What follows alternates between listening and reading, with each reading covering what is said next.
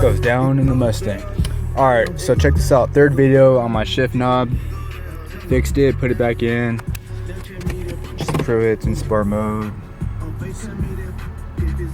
See if it works. It's working. Let's go up, down. It's working. Yep. Alright. So since I don't have a GoPro, you guys got to deal with my phone being in the cup holder. Can you see it? Yeah, you can see it. See my hand?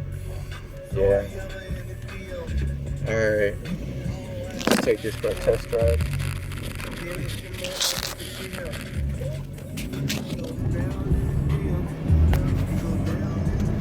It's in first gear.